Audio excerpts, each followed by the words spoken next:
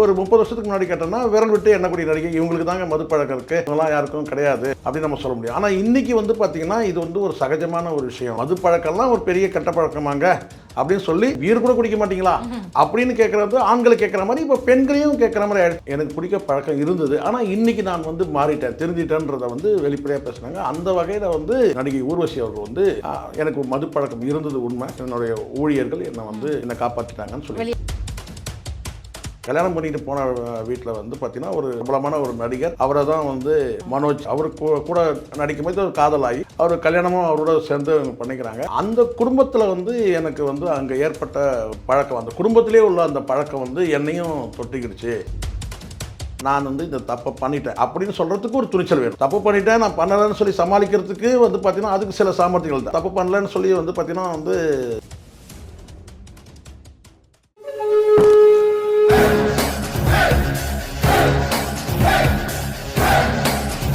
ஆடுகளம் cinema நேயர்களுக்கு வணக்கம். இன்றைய நேர்காணலில் நம்மோடு இணைந்திருக்கிற மூத்த பத்திரிகையாளர் திரு சேகுவரா அவர்கள். வாருங்கள் பேசுவோம். வணக்கம் சார். வணக்கம். பொதுவாகவே இந்த சினிமா நடிகைகள் பார்த்தீங்க அப்படின்னாலுமே சீக்கிரமாகவே வந்துட்டு நிறைய தீய பழக்கங்களுக்கு, கெட்ட பழக்கங்களுக்கு அடாப்ட் ஆகிடுவாங்க. ஆண்கள் பெண்கள் பேதம் இல்லாமல் நடக்கக்கூடிய ஒரு விஷயம்தான். அதுலேயும் வந்து குறிப்பிட்டு மனம் திறந்து பேசக்கூடியவங்க ஒரு சிலர் தான். அதில் குறிப்பிட்ட ஒரு நடிகையை வந்து பேசியிருக்காங்க, ஆமாம் நான் இப்படி இருந்தேன், இந்த பழக்கத்துக்கு நான் அடிமையாக இருந்தேன், இப்போ நான் மீண்டும் வந்திருக்கேன் அப்படின்ற மாதிரி அவங்கள வெளிப்படையாக பேசியிருப்பாங்க. இல்லை, நீங்கள் சொல்லக்கூடியது வந்து கேட்டிங்கன்னா கடந்த காலத்தில் பலரும் சொல்லியிருக்கிறாங்க. பல பேர் வந்து குறிப்பிட்ட ஒரு பழக்கம், அது மது பழக்கமாக இருக்கட்டும் அல்லது விபச்சாரம் போன்ற அந்த இதில் இருக்கும்போது பார்த்திங்கன்னா நீதிமன்றத்திலே போய் ஆமாம் நான் விபச்சாரி தான் சொன்ன நடிகையும் இருக்கிறாங்க, நான் விபச்சாரம் பண்ணலைன்னு சொல்லி வந்து விடுதலையானவங்களும் இருக்கிறாங்க. அதே மாதிரி மது பழக்கத்தில் வந்து எனக்கு மது பழக்கம் இருக்குன்னு சொன்னவங்களும் இருக்கிறாங்க. மது பழக்கம் இருக்கிறவங்க நான் இல்லைன்னு சொல்லி அதை வந்து மறுத்தவங்களும் இருக்கிறாங்க. ஸோ இப்படி தான் நம்ம ரெண்டு பக்கமும் பார்க்க வேண்டியதாக இருக்குது. குறிப்பாக வந்து நடிகைகள் வந்து மது பழக்கத்துக்கு ஆளாகிறதுக்கு காரணம் என்னென்னா, நீண்ட நேரம் வந்து ஷூட்டிங்கில் வந்து அவங்க பயணிக்கும்போது ஒரு என்ன சொன்னால் ஒரு அன்டைம், அதாவது என்ன ஒரு 12 மணிக்கு மேலே 1 மணிக்கு மேலே போகும்போது பார்த்தீங்கன்னா ஏதாவது இந்த மாதிரி வந்து சினிமாவில் ஷூட்டிங் நடக்கிற இடத்துல தங்கும்போது அங்கே வந்து ஹோட்டல்களில் அந்த மாதிரியான பழக்கங்களுக்கு ஆளாயிடுறாங்க. சில பேர் வந்து அந்த பழக்கத்தை கண்ட்ரோலாக வச்சுக்கிறவங்க இருக்கிறாங்க, சில பேர் வந்து அதுக்கு அடிக்டே ஆனவங்களாம் இருக்கிறாங்க. இது இன்றைக்கி நேற்று நடக்கிற விஷயங்களில் மூத்த நடிகைகளே வந்து பிளாக் அண்ட் ஒயிட் காலத்தில் நடிக்க தொடங்கின அந்த நடிகைகளுக்கே அந்த மாதிரி இருக்குது. ஸோ அப்படி இருக்கும்போது வந்து குறிப்பிட்டு ஒரு நபரை வந்து நம்ம சொல்கிறதுல இல்லை, பெரும்பாலான நான் கேட்டால் நான் சொன்னேன். ஏன் பெரும்பாலும் நான் சொல்கிறேன் அப்படின்னு சொன்னால், நீண்ட காலம் நடித்த, அதாவது பிளாக் அண்ட் ஒயிட் காலத்துலேருந்தே வந்து நடிக்கக்கூடிய பல நடிகைகளுக்கு இந்த பழக்கங்கள் வந்து இருந்தது உண்மைதான். இல்லாமல் இருக்கிறாங்க. அதனால தான் நான் பெரும்பாலும் அப்படின்ற அந்த வார்த்தை கேட்டால் பெரும்பாலான நடிகைகளுக்கு அந்த பழக்கம் இருக்க தான் செய்யுது. அதில் வேணால் நீங்கள் உங்களுக்கு மன ஆறுதலுக்கு வேணால் ஒரு 50-50 போட்டுங்க. ஒரு 50% வந்து பார்த்திங்கன்னா அந்த பழக்கம் இல்லாமல் இருக்கலாம். வெளிப்படையாக சொல்லாதனால நம்ம என்ன கேட்டிங்கன்னா, இல்லை சார் இது ஒரு மைனாரிட்டி கும்பல் தான், குறிப்பிட்ட வந்து ஒரு சில நடிகைகள் தான் இந்த மாதிரி இருக்கிறாங்கன்றது வந்து வெளிப்படையாக பேசாதனால நம்ம என்ன சொல்லலாம். ஆனால் எனக்கு தெரிந்த அந்த சோர்ஸஸ் மூலமாக தெரியுமா கேட்டால் ஒரு 50%க்கு மேலேயே வந்து குடிப்பழக்கத்துக்கு ஆளான நடிகைகள் இருக்கிறாங்க. அதுவும் இந்த காலகட்டத்தில். நீங்கள் இதே ஒரு 30 வருஷத்துக்கு முன்னாடி எனக்கு கேட்டிருந்தீங்கன்னா அன்றைக்கி நான் சொல்லுவேன்னு கேட்டால், இல்லைங்க ஒரு குறிப்பிட்ட வந்து ஒரு சில நடிகைகள் மட்டும்தான் இந்த மது பழக்கத்துக்கு ஆளாயிட்டாங்கன்னு சொல்லுவோம். அப்போ நம்ம வந்து ஒவ்வொருத்தராக சொல்லிட்டே வரலாம், சரிங்களா? அது வந்து அதுதான் இந்த இடத்துல வந்து குறிப்பிட்டு யார் பேரும் சொன்னால் அவங்க மனசு காயப்படுத்தக்கூடாதுன்னு நான் சொல்லலை. அவங்க இல்லவும் இல்லை, இல்லாதவங்களை வந்து நம்ம சொல்கிறதும் சரியாகவும் நியாயமாகவும் இருக்காது. ஆனால் வந்து ஒரு 30 வருஷத்துக்கு முன்னாடி கேட்டோம்னா விரல் விட்டு எண்ணக்கூடிய நடிகை இவங்களுக்கு தாங்க மது பழக்கம் இருக்குது, மற்றவங்களாம் யாருக்கும் கிடையாது அப்படின்னு நம்ம சொல்ல முடியும். ஆனால் இன்றைக்கி வந்து பார்த்திங்கன்னா இது வந்து ஒரு சகஜமான ஒரு விஷயம். மது பழக்கம்லாம் ஒரு பெரிய கெட்ட பழக்கமாங்க அப்படின்னு சொல்லி, ஏன் மது குடிக்காதவங்களை வந்து ரொம்ப வந்து ஐயோ பாவம் இவர் குடிக்கவே தெரியாதான் அப்படின்னு சொல்கிற அளவுக்கு, என்னங்க இது கூட உங்களுக்கு என்னங்க குறைஞ்சபட்சம் நீங்கள் பீர் கூட குடிக்க மாட்டீங்களா அப்படின்னு கேட்குறது ஆண்களை கேட்குற மாதிரி இப்போ பெண்களையும் கேட்குற மாதிரி ஆயிடுச்சு. இது காலப்போக்கில் வந்து நடிகைகள் தாண்டி ஒரு என்ன சொல்ல கேட்டால் இன்றைக்கி டேட்டுக்கு வந்து பார்த்திங்கன்னா ஒரு வசதி படைத்த அல்லது அப்பர் மிடில் கிளாஸ் சொல்லுவாங்கள்ல, ஒரு மிடில் கிளாஸுக்கு மேலே உள்ள வந்து பெண்களே இப்போ வந்து குடிக்கிறதுக்கு ஆகிட்டாங்க. அதுக்கு காரணம் கேட்டால் பார்ட்டி டின்னர் இதெல்லாம் ஒரு பெரிய விஷயமே இல்லை அப்படின்னு ஒரு நார்மலைஸ் பண்ணக்கூடிய காலகட்டன்றது வந்து ரொம்ப துரதிருஷ்டவசமானது தான். ஆனால் குறிப்பிட்ட ஒரு சில நடிகைகள் வந்து ஆமாம் எனக்கு பிடிக்க பழக்கம் இருந்தது, ஆனால் இன்றைக்கி நான் வந்து மாறிட்டேன், திருந்திட்டேன்றதை வந்து வெளிப்படையாக பேசுனாங்க. அந்த வகையில் வந்து ஊர்வசி, நடிகை ஊர்வசி அவர்கள் வந்து எனக்கு மது பழக்கம் இருந்தது உண்மை. ஆனாலும் என்னை வந்து பார்த்தீங்கன்னா என்னை வந்து என்னை சார்ந்தவர்கள், என்னுடைய ஊழியர்கள் என்னை வந்து என்னை காப்பாற்றிட்டாங்கன்னு வெளியே சொல்லி. கொண்டு ஆக்சுவலாக மது குடிக்கிறதே வந்துட்டு ரொம்ப எலைட்டாக வந்து ஃபீல் பண்ணுவாங்க. நான் பார்த்தீங்கன்னா நான் மது எல்லாம் குடிக்கிறேன், நான் வந்து ஒரு புரட்சி பெண், புதுமை பெண் அப்படின்னு காட்டிக்கிறதுக்காக சில பேர் குடிப்பாங்க. ஒரு சிலர் வந்து பார்த்தீங்க அப்படின்னா ஆண்களுக்கு பெண் நாங்கள் சமமாக தானே இருக்கிறோம், ஒரு பணக்கார தோரணைக்காக வந்து குடிப்பாங்க. இவங்க எதில் போய் சிக்கிக்கிட்டாங்க? இல்லை, எனக்கு பொறுத்த வரைக்கும் ஆண் பெண் பாரபட்சம்லாம் நான் சொல்லிடுறேன். முதல்ல ஒரு விஷயத்தை முடிச்சிடுறேன். அதாவது மது குடிக்கிறதுனால என்ன நடக்குது, உடல் கூறு அடிப்படையில் நமக்கு வந்து உடல் பலவீனம் அடையும் போது பார்த்திங்கன்னா அது அடுத்த சந்ததி வரைக்கும் தாக்குது.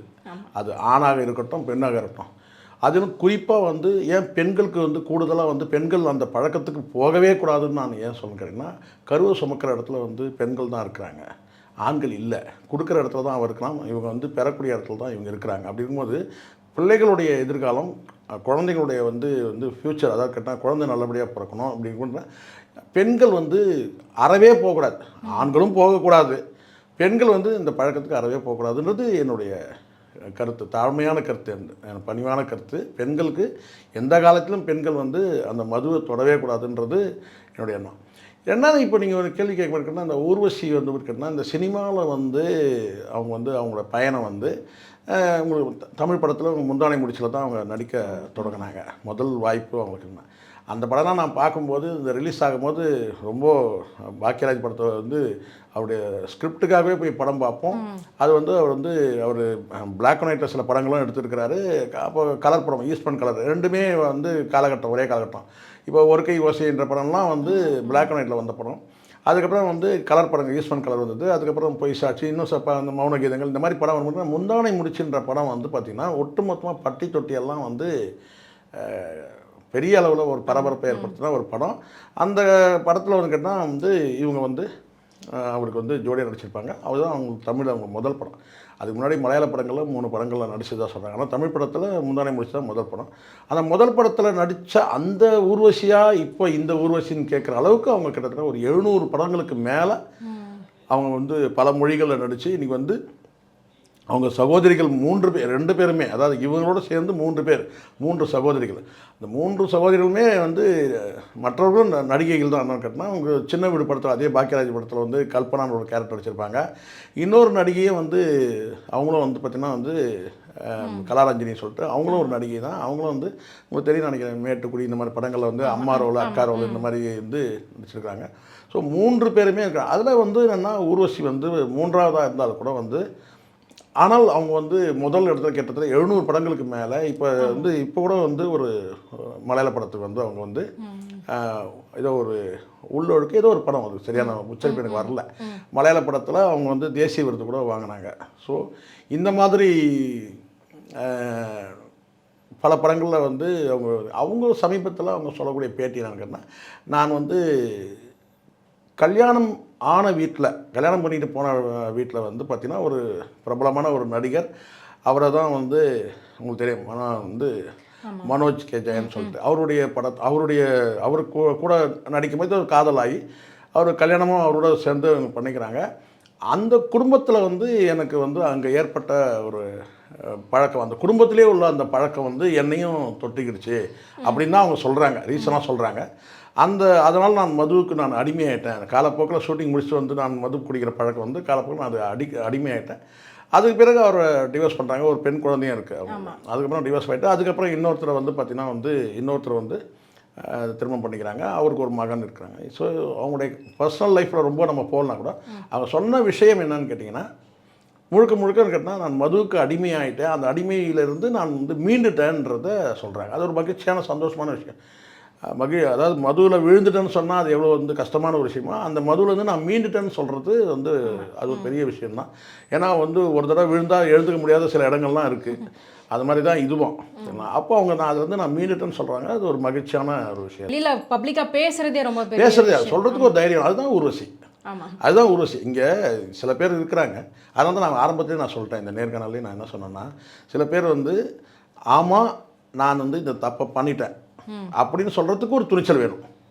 தப்பு பண்ணிட்டேன் நான் பண்ணலைன்னு சொல்லி சமாளிக்கிறதுக்கு வந்து பார்த்தீங்கன்னா அதுக்கு சில சாமர்த்தியங்கள் இருக்குது. ஆமான்றது அது ரொம்ப ஈஸியாது. எது கேட்டிங்கன்னா தப்பு பண்ணிட்டேன்னு சொல்லிட்டு வந்து பார்த்தீங்கன்னா தப்பு பண்ணலன்னு சொல்லி வந்து பார்த்தீங்கன்னா வந்து சமாளிக்கிறதுன்னு ஒன்று இருக்குது.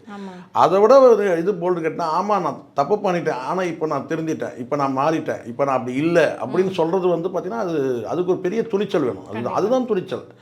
அந்த வகையில் வந்து ஊர்வசி வந்து பார்த்திங்கன்னா நான் வந்து அந்த பழக்கத்தில் நான் மீண்டுட்டேன் அப்படின்னு சொல்கிறது எனக்கு அற்புதமான அருமையான திறமையான ஒரு நடிகை.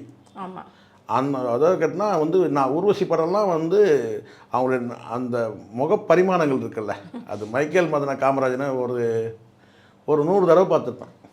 அந்த ஒரு குறிப்பிட்ட காட்சி அந்த மலையாளத்தில் வந்து மலையாளம் கலந்து தமிழ் அவங்க பேசுகிற அந்த வசனம் கமலோட சேர்ந்து அது வந்து பார்த்திங்கன்னா ஒரு 100 முறைக்கு மேலேயே பார்த்துருப்போம். அந்த அளவுக்கு வந்து அது வந்து அவ்வளோ வந்து ஒரே டைம்லேயே வந்து அந்த அந்த காட்சி மட்டுமே வந்து அவங்க வந்து கமலோடு சேர்ந்து இருக்கிற அந்த நடிக்கிற அந்த காமெடி காட்சி மட்டுமே நான் வந்து ஒரே நாள்லேயே 10 முறையெல்லாம் பார்த்துருக்கேன். அவ்வளோ நகைச்சுவை தான் அவங்களுடைய ப்ளஸ்ஸே. நான் கேட்டிங்கன்னா அது காலப்போக்கில் இது எப்போ வந்தது, அது நான் ஆரம்பத்தில் வந்த மாதிரி தெரியல. அது வந்து ஒரு நல்ல ஒரு அனுபவம் கிடைச்ச பிறகு, அதாவது சினிமாவில் வந்து நிறைய படங்களை நடித்து ஒரு துணை கதாபாத்திரங்களில் நடிக்கும் போது தான் இந்த மாதிரி ஒரு காமெடி. இரட்டை ரோஜா படத்தில் அந்த குஷ்பும் ஊர்வசியும் நடிச்சு. ஆமாம், அது ஒன்று. மகளிர் மட்டும் நிறைய படங்கள் சொல்லலாம் அவங்க எக்கச்சக்கம். அதாவது கேட்டால் கதாநாயகியாக நடிக்கும் போது கூட இது வரல. மைக்கேல் மதன காமராஜன்லேயும் ஒரு ரோல் தானே, அது முழு கதாநாயகி கிடையாதுல்ல. அப்போ அதுக்கு பிறகு வந்து அவங்க நடித்தது வந்து கேட்டால் நிறைய படங்கள் வந்து அந்த காமெடின்றது வந்து சென்ஸ்ன்றது வந்து பார்த்தீங்கன்னா இயல்பாகவே இருக்கிறவங்களுக்கு தான் அது வெளிப்படுத்த முடியும். அது வந்து பார்த்தீங்கன்னா வந்து அவங்க சகோதரிக்கும் வந்து அவங்களும் இப்போ இல்லைன்னு நினைக்கிறேன். அவங்க பாசிட்டு நினைக்கிறேன். கல்பனாவும் அவங்களும் இறந்துட்டாங்க. பட்டு வந்து அவங்க இன்னொரு சகோதரி இருக்கிறாங்க, ஆனால் நான் இப்போ தொடர்ச்சியாக நடிக்கல. பட் இவங்களுக்கு வந்து இன்றைக்கும் அவங்களுக்கு வந்து ஊர்வசினா அது வாய்ப்பு இருக்குது. ஆமாம், உண்மைதான். ஏன்னா 700 படங்கள்ன்றது என்ன சாதாரண விஷயமா? அதனால் அவங்க கதாநாயகி நடிக்கலனா கூட பார்த்தீங்கன்னா ஊர்வசினா அது தனி அடையாளம். அந்த படத்தில் வந்து பார்த்தீங்கன்னா ஊர்வசி இருக்கிறாங்கன்னா அது ஒரு பிராண்ட் தான் அந்த படம். ஸோ அந்த வகையில் வந்து அவங்க வெளிப்படையாக அதை பேசியிருக்கிறது வந்து கேட்டால் மற்ற நடிகைகளுக்கு கூட வந்து பார்த்திங்கன்னா மதுவுக்கு அடிமையாகாமல் இருப்பாங்க. ஏன்னா அதுல இருந்து மீள்றது சாதாரண விஷயம் கிடையாது.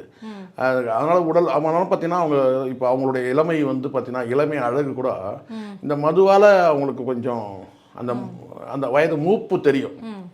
ஒருவேளை அந்த மதுவில் அவங்க வந்து விழாமல் இருந்திருந்தாங்கன்னா கூட இன்றைக்கி இருக்கிற கதாநாயகம்லாம் ஒன்றும் பண்ண முடியாது. அந்த அளவுக்கு வந்து பார்த்திங்கன்னா அவங்களுக்கு ஒரு என்ன சொல்கிறது, ஒரு அந்த ஃபேஸ் வேல்யூன்றது மதுவுக்கு அடிமையானதுனால நம்ம ஒருவேளை நம்ம பார்வை ஒருவேளை அப்படி ஆகிட்டு இருக்க முடியும். அவங்க சொன்னதுனால அந்த பார்வை அப்படி ஆகிடுச்சு தெரியல. இன்றைக்கும் பல நடிகைகள்லாம் வந்து மது பழக்கத்துக்கு அடிமையான நடிகைகள் இன்னும் இருக்கிறாங்க. நான் அது பேரை சொல்ல முடியல. இவங்க வெளிப்படையாக சொன்னதுனால நம்ம சொல்கிறோம். பல பேர் வந்து கொரோனா பீரியட்லேயே வந்து வழியில் சிக்கனவங்களாக இருக்காங்க, மது கொண்டு வந்து தெரியும், அதெல்லாம் நமக்கு தெரியும். பட் இருந்தாலும் அந்த அம்மா வந்து ஊர்வசி பொறுத்த வரைக்கும் வந்து ஒரு மதிக்க தகுந்த, இன்னும் அவங்களுடைய ஸ்டேட்மெண்ட் மூலமாக அவங்க வந்து ஒரு மதிக்க தகுந்த ஒரு பெண்மணியாக மாறி இருக்கிறாங்க. இன்றைக்கி வந்து புதிய நடிகைகளுக்கு கூட அவங்க சொல்லக்கூடிய ஒரு விஷயம் வந்து ஒரு படிப்பினை தான். ஒரு வந்து பார்த்தீங்கன்னா ஒரு எக்ஸாம்பிளாக எடுத்துக்க முடியும், ஒரு அனுபவமாக கூட எடுத்துக்க முடியும். நம்ம அதில் வந்து விழாமல் இருக்கிறது எப்படி, அப்படி இல்லை விழுந்த நடிகைகள் கூட அவங்கள்ட்ட அட்வைஸ் கேட்கலாம்.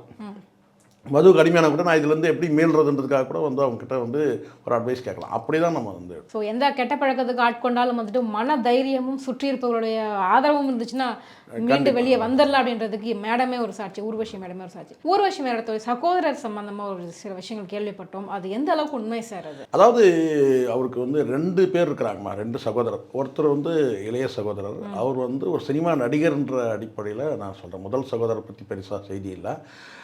இளைய சகோதரர் வந்து பார்த்திங்கன்னா நந்துன்னு பேர் அவருக்கு.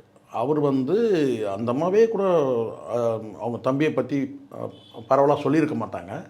ஆனால் உண்மை என்னென்னு கேட்டிங்கன்னா, நந்துன்னு ஒருத்தர் வந்து இளம் வயதிலே மைனர் பிள்ளையாக இருக்கும்போதே, அதாவது கேட்டிங்கன்னா ஒரு 18 வயசுக்குள்ளவே இருக்கும்போதே சினிமாவில் வந்து அவர் நடிக்க வந்தார். அப்போது லயனம்னு ஒரு படம், மலையாள படத்தில் சில்க் ஸ்மிதாவோட இவர் வந்து சேர்ந்து நடிக்கிற மாதிரி இருக்குது. அந்த கதைக்கு ஒரு வேளை வந்து நந்துன்ற அந்த படத்திலே நான் நினைக்கிறேன், அந்த கேரக்டர் பேர் தான் நினைக்கிறேன் அநேகமாக. அவர் வந்து அதில் நடிச்சிருப்பார், அந்த தம்பி ஊர்வசியோட தம்பி அதில் நடிச்சிருப்பார்.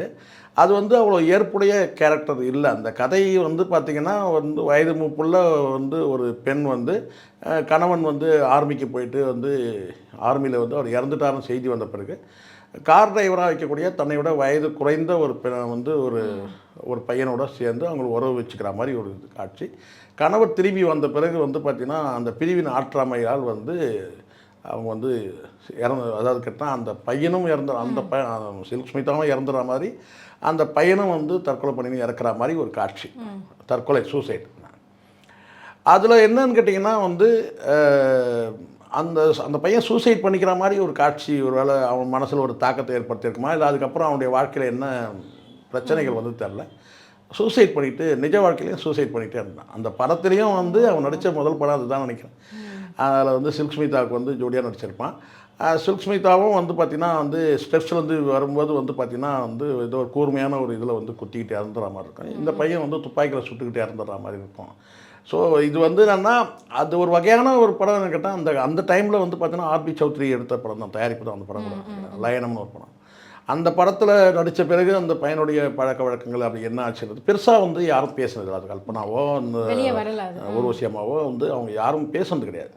அந்த அம்மா வந்து தன் வாழ்க்கையில் நடந்த விஷயங்களை சோகத்தை பகிர்ந்துக்கிறாங்க. ஆனால் ஒரு தம்பி ஆனால் நல்லா அந்த பையன் வந்து ஃப்யூச்சரில் நல்ல நடிகனாக வந்திருக்க முடியும். ஒரு வேளை வந்து தொடர்ச்சியாக வந்து நடிச்சிருந்தான்னா முடியும். ரொம்ப ஷார்ட் பீரியடில் ஒரு ரொம்ப சின்ன வயசு 20 வயதுக்குள்ளே தான், ஒரு 17-18 வயசுக்குள்ளே தான் அந்த படத்தில் நடித்தான். ஒரு சில வருடங்கள் தான், 1-2 வருடங்கள்லேயே வந்து அந்த பையன் வந்து பெரிய ரொம்ப நாள் இல்லை, வேறு படங்களையும் நடிக்கலை. அது ஏன்னா அந்த படத்துலேயே வந்து சில்க் ஸ்மிதாவோட அந்த அந்த உறவு வச்சுக்கிற அந்த காட்சியெலாம் எடுத்ததுனால அது கிட்டத்தட்ட ஒரு பிக்சர்ஸ் தான் அது. ஸோ அந்த மாதிரி வந்து இதனால அந்த பையன் சூசைட் பண்ணி இறந்துட்டான்றது அவங்க லைஃப்பில் வந்து அது ஒரு இதுதான். 2 சகோதரர், ஒரு சகோதரர் வந்து பார்த்தீங்கன்னா சூசைட் பண்ணி இறந்தது உண்மைதான். ஆனால் அதை வந்து ஊர்வசியை கூட வந்து மறைக்கணும் இல்லை, பெரும்பாலும் அதை வந்து அவங்க சொல்லியிருக்க மாட்டாங்க நேர்காணலையோ. அது வந்து தம்பி வந்து இறந்தது இல்லை, இறந்தது சொன்னால் எதுக்காக இறந்தாருன்னு சொல்லணும். அப்போ ஏதாவது நடிகைகள் தொடர்பு இருந்திருக்கலாம், ஒரு சில்க் ஸ்மிதாவோட தொடர்பு கூட ஒரு வேலை இருந்திருக்கலாம். அது சரியாக நமக்கு தெரியாது, நம்ம சொல்ல முடியாது. ஆனால் ஏதோ வயதுக்கு மீறின ஏதோ ஒரு விஷயம் வந்து அந்த பையன் இதனால அவன் வந்து சூசைட் பண்ணி இறந்துட்டான். இதுதான் அவங்க லைஃப்பில் நடந்த மிகப்பெரிய சோகன்றது இதுதான். எல்லா விஷயத்தையுமே வந்துட்டு கொஞ்சம் வெளிப்படையாகவே இருக்கிறாங்க ஊர்வசி அப்படின்றத கூட நம்ம இது மூலமாக தெரிஞ்சுக்கலாம். எங்கள் கேள்விகளுக்கு ரொம்ப சிறப்பான பதில் சொன்னீங்க சார், ரொம்ப நன்றி. நன்றி.